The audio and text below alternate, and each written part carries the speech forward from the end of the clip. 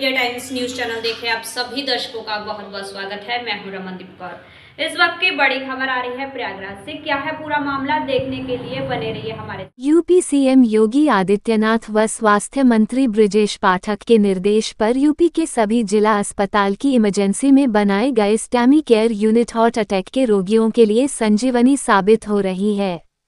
Colvin hospital में सीने में दर्द के मरीज को लीगल फॉर्मेलिटी और पर्चा बनवाए बिना यूनिट में हृदय रोगियों का स्वास्थ्य परीक्षण किया जाता है।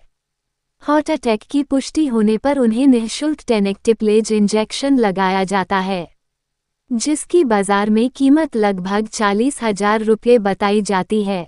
यूनिट की शुरुआत होने के बाद अब 3 मरीजों का यहां इलाज हो चुका है। जिला अस्पताल कॉलविन हॉस्पिटल की इमरजेंसी में हृदय रोगियों के लिए एक बेड रिजर्व किया गया है। इसे स्टैमी केयर यूनिट का नाम दिया गया है। इसकी शुरुआत प्रयागराज कॉलविन हॉस्पिटल हो गई है। इस बेड पर ऑक्सीजन, ईसीजी मशीन व कार्डियक मॉनिटर मौजूद रहता है। इसके साथ में हृदय रोगियों को दी जाने वाले संभावित दवाएं भी यहां उपलब्ध कराई गई है। जैसे कोई हृदय रोगी इमरजेंसी में इलाज के लिए आता है, उसका स्वास्थ्य परीक्षण किया जाता है, उसकी ईसीजी की जांच करके उसे पॉजिटिव होने पर दवाई दी जाती है, इंजेक्शन लगाया जाता है और जिसके बाद विशेषज्ञों के परामर्श के अनुसार उसका इलाज होता है। अगर ईसीजी में हार्ट अटैक की पुष्टि होती है तो मरीज को टेनेक्टिप्लेज इंजेक्शन लगाया जाता है। चिकित्सकों के अनुसार यह इंजेक्शन खून के थक्के को खत्म कर देता है। इसके बाद मरीज को एसआरएन अस्पताल रेफर कर दिया जाता है, जहां उसका इलाज होता है। बदलते मौसम व उमस के कारण इस समय हृदय रोगियों की संख्या बढ़ी है। जिला अस्पताल में बनी स्टैमी केयर यूनिट उन्हें मौत के मुंह से वापस ला रही है। जिला अस्पताल के एसआईसीएस के चौधरी ने बताया कि अभी तक 3 मरीजों को जान बचाई चुकी है। अस्पताल के स्टॉक में सभी दवा इंजेक्शन की उपलब्धता है।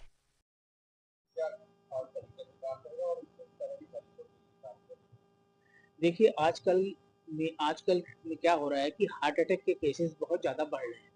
इसमें एज बार कोई रह नहीं गया है। तो हार्ट अटैक के केसेस को इंसिडेंस को कम करने के लिए ये स्टेमी का जो है प्रोजेक्ट शुरू किया गया है। ये उत्तर प्रदेश सरकार स्वास्थ्य विभाग द्वारा शुरू किया है और माननीय हमारे जो मुख्यमंत्री और उप मुख्यमंत्री ब्रजेश पाठक जी और हमारे प्रमुख सचिव महोदय और महानिदेशालय ये पायलट प्रोजेक्ट है जो इलाहाबाद मंडल में भी शुरू किया गया है कि कैसे हार्ट अटैक के मरीज की डेथ ना हो और कितनी जल्दी उनको ट्रीटमेंट मिल सके। तो उसके दृष्टिगत एक स्टेमी कार्यक्रम शुरू किया गया है। स्टेमी का मतलब है एसटी एलिवेशन मायोकार्डियल इन्फेक्शन। तो इसमें सबसे पहले तो मैं ये कहना चाहूंगा कि अगर किसी पेशेंट को चेस्ट पेन होता है अचानक, तो उसको अगर अस्पताल में हमारे आता है तो उसको किसी भी तरह का पर्चा बनाने की जरूरत नहीं है। जगह जगह मैंने यहाँ पर बोर्ड लगवा रखे हैं कि सिर्फ सीने में दर्द के मरीज तत्काल इमरजेंसी में संपर्क करें और सारे गार्ड को बताया है, सभी को हमने ट्रेन कर दिया है। इसकी ट्रेनिंग अभी हुई थी मेडिकल कॉलेज में और उसके उपरांत इमरजेंसी में ही सारी व्यवस्था कर दी गई है। स्टेमी रूम भी बनाया गया है। उस स्टेमी रूम में हमने सारी सुविधाएं दे रखी हैं। तत्काल मरीज को जो इमरजेंसी मेडिसिन देनी होती हैं, इसमें 2-3-4 तरह की मेडिसिन होती है, जैसे डिस्प्रिन, एटोरवास्टिन, क्लोपिडोग्रेल। ये आप मरीज को तत्काल दे दें चेस्ट पेशेंट को। उसके बाद ही इसका ईसीजी कराएंगे और ईसीजी में अगर उसके एसटी एलिवेशन चेंजेस आते हैं हार्ट अटैक के, तो इसके लिए जो दवाइयां आती हैं स्ट्रेप्टोकाइनेज और टेनेक्टाप्लास्ट, ये महंगा इंजेक्शन है जो उत्तर प्रदेश सरकार द्वारा हमको मिल रहा है और इसको हमने अब हमारे अस्पताल में भी है। तो उस इंजेक्शन से हम लोग उसको थ्रोम्बोलाइज करते हैं। और मैं बताना चाहूंगा कि मेरे अस्पताल में करीब 3 मरीजों की पिछले महीने ही जान बचाई गई है, जो हमारे अस्पताल में आ गए थे। फिजिशियन द्वारा, डॉक्टर के मिश्रा द्वारा जान बचाई गई है, उनको थ्रोम्बोलाइज किया गया है। और जब भी पेशेंट को हम करते हैं इंजेक्शन से ट्रीटमेंट देते हैं, तो उसके तुरंत बाद आप 1 घंटे बाद ईसीजी करिए, उसकी सिम्टम रिलीव हो जाती है और जो चेंजेस आते हैं, जो ईसीजी में चेंजेस आते हैं वो भी रिवर्स हो जाते हैं। उसके उपरांत उसको हम मेडिकल कॉलेज भेज देते हैं, higher centre for further investigation. Prayagraj में बाढ़ का खतरा कम होने के बजाय अब फिर बढ़ता जा रहा है। 4 दिन पहले तक जल स्तर में कमी हो रही थी, लेकिन चंबल व अन्य नदियों में पानी ज्यादा आने की वजह से इसका असर प्रयागराज के गंगा और यमुना में दिखाई देना लगा है।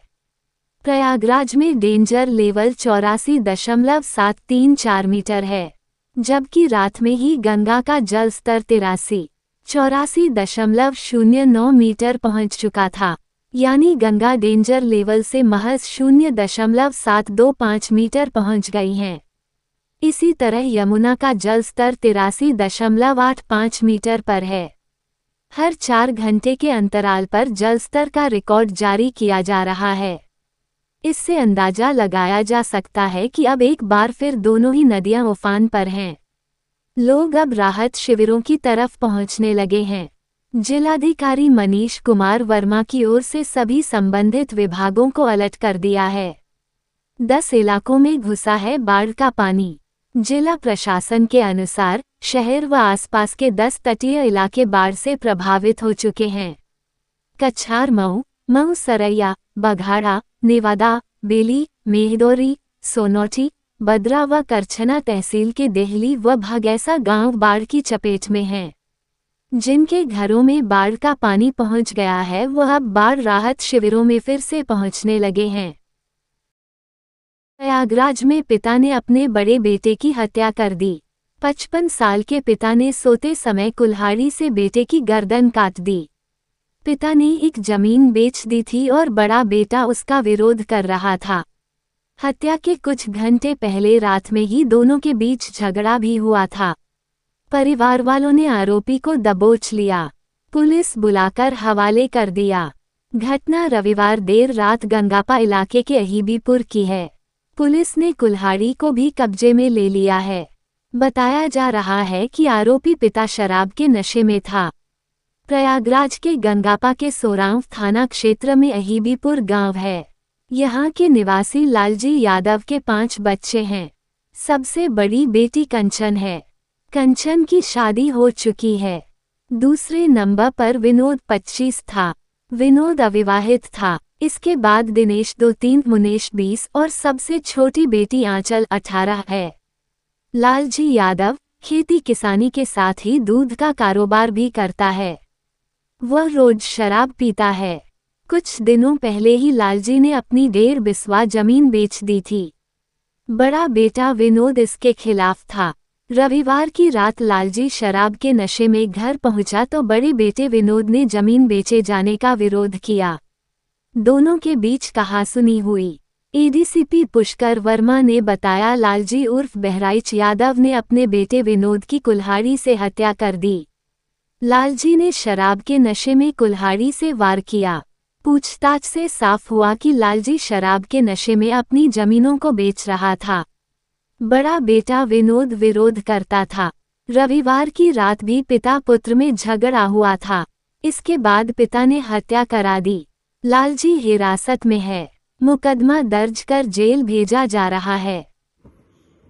दिनांक 8 सितंबर 2025 को समय करीब सुबह 6:30 बजे ग्राम प्रधान अहीबीपुर द्वारा थाना सुरांव पर यह सूचना दी गई कि उनके गांव के ही लालजी उर्फ बहराइच यादव उम्र करीब 55 वर्ष पुत्र स्वर्गीय छोटे लाल द्वारा अपने बड़े पुत्र विनोद कुमार यादव उम्र 25 वर्ष की दिनांक 7/8 की रात्रि में शराब के नशे में आकर कुल्हाड़ी से वार कर हत्या कर दी गई है।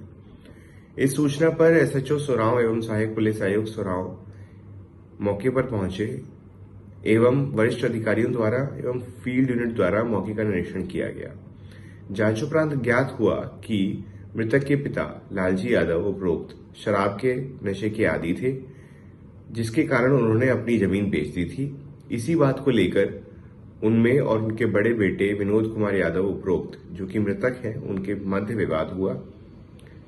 इसी बीच रात को लालजी यादव द्वारा शराब के नशे में आकर अपने बड़े बेटे पर कुल्हाड़ी से वार कर दिया गया, जिससे उसकी मौके पर मृत्यु हो गई। मृतक विनोद यादव उपरोक्त के शव को पंचायतनामा की कार्रवाई कर पोस्टमार्टम हेतु मोर्चरी भिजवाया जा चुका है। अभियुक्त लालजी यादव उर्फ बहराइच को थाना सुरांव पुलिस द्वारा हिरासत में लेकर पूछताछ की जा रही है। परिजनों से तहरीर प्राप्त कर अग्रिम विधिक कार्रवाई अमल में लाई जाएगी। प्रयागराज नगर निगम की लापरवाह कूड़ा गाड़ी ने सोमवार सुबह एक परिवार की खुशियां छीन ली। करेली थाना क्षेत्र के 60 फीट रोड निवासी 38 वर्षीय अबरार अहमद की नरुल्ला रोड पर दर्दनाक मौत हो गई। हादसे के बाद मृतक के घर में कोहराम मच गया है। जानकारी के अनुसार अबरार अहमद मूल रूप से शाहजहांपुर में बैंक कर्मी थे। कुछ माह पहले उनका तबादला प्रयागराज हुआ था। वे अपने परिवार के साथ करेली इलाके में रह रहे थे। सोमवार सुबह करीब 6:30 बजे अबरार अपनी पत्नी और 2 वर्षीय बेटी को बाइक से छोड़कर घर लौट रहे थे। उनकी पत्नी प्रतापगढ़ के एक स्कूल में अध्यापिका हैं। इसी दौरान पीछे से आ रही नगर निगम की कूड़ा गाड़ी ने उनकी बाइक को टक्कर मार दी। टक्कर इतनी भीषण थी कि अबरार सड़क पर गिर गए और गाड़ी का पहिया सीधे उनके सिर पर चढ़ गया। सिर बुरी तरह क्षतिग्रस्त होने के कारण उन्होंने मौके पर ही दम तोड़ दिया। प्रत्यक्षदर्शियों ने बताया कि हादसा तेज रफ्तार और लापरवाही से गाड़ी चलाने की वजह से हुआ।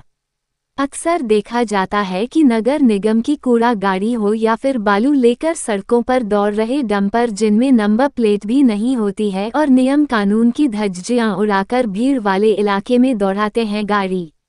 हादसे के बाद आसपास अफरा तफरी का माहौल बन गया। लोगों ने नगर निगम के चालक को पकड़ने की कोशिश की, लेकिन वह गाड़ी छोड़कर मौके से फरार हो गया। सूचना मिलते ही पुलिस मौके पर पहुंची और शव को पोस्टमार्टम के लिए भेज दिया।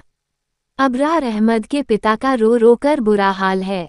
वहीं उनकी पत्नी और बच्ची को अभी इस हादसे की जानकारी नहीं दी गई है।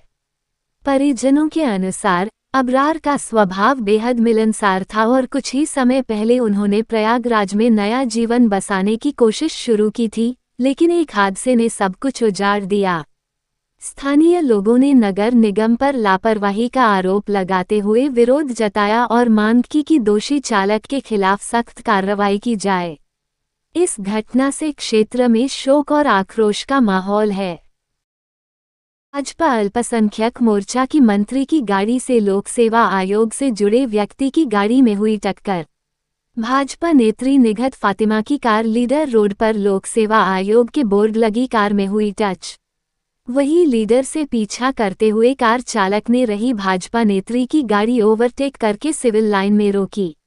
लोक सेवा आयोग से व्यक्ति के द्वारा गाड़ी बनवाने की मांग पर हुई नोकझोंक। लोक सेवा आयोग का बोर्ड लगी कार के चालक ने मौके पर बुलाई सिविल लाइन पुलिस। मौके पर पहुंची सिविल लाइन पुलिस ने दोनों पक्षों को समझा बूझकर मामला कराया शांत। वही वीडियो में देखा जा सकता है कि भाजपा नेताओं द्वारा गाड़ी बनवाने के लिए दिया गया पैसा, जिसके बाद विवाद हुआ खत्म।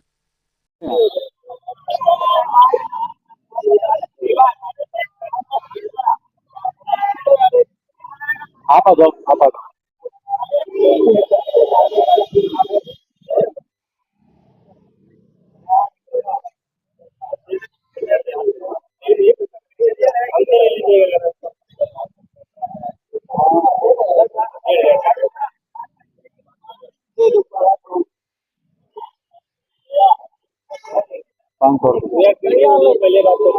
देश दुनिया की खबरों के लिए world media times news channel को सब्सक्राइब करें।